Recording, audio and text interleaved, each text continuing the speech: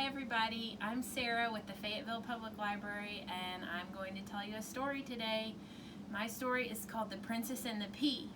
You may have heard it before. I hope you like it. Once upon a time there was a prince who was looking for a princess. He had looked all over the land for a princess who was good and kind and helpful. He couldn't find one.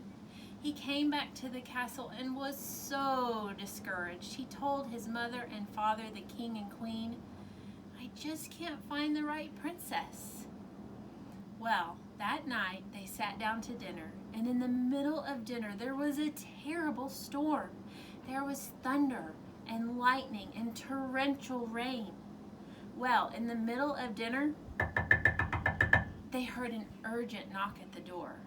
The king himself went to open it because it was the weekend and no servants were in the castle.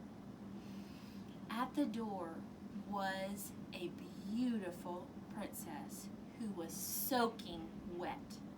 Her hair was in her face, her dress was torn, she had mud all the way up to her knees, she was missing a shoe. Oh my goodness, she was a mess. She said, "Oh, king, please could I come in? I lost my horse. I got lost in this terrible storm. I even lost my shoe. I'm just a mess. Could you please help me?" Well, the king was kind and he said, "Of course, princess, come on in." So the princess came in and they helped her dry off. They let her take a bath and they fed her dinner. Well, while the princess was eating, the queen was like, "Wow, this girl is really nice. I'm kind of impressed by her. I wonder if she's real." Well, the queen had an idea. So she went upstairs to the guest bedroom and she thought, I'm going to play a trick on this princess. I know a way to tell if she is real or not. So in the queen's pocket, she had a pea. Boys and girls, do you know what a pea is? It's a type of vegetable. It's very, very small. Well, the queen took the mattress off of the bed and she set the pea on the bed. Then, instead of putting the regular mattress back on the bed, the queen ran all over the castle and collected 8 mattresses, 8 of her finest mattresses with feathers and down and cotton inside, and put them on the bed. Boys and girls, can you help me count? 1, 2, 3, 4, 5, 6. Think there's room for 2 more. 7 and 8. Wow, look at those mattresses stacked high. I would sort of like to sleep at the top of that.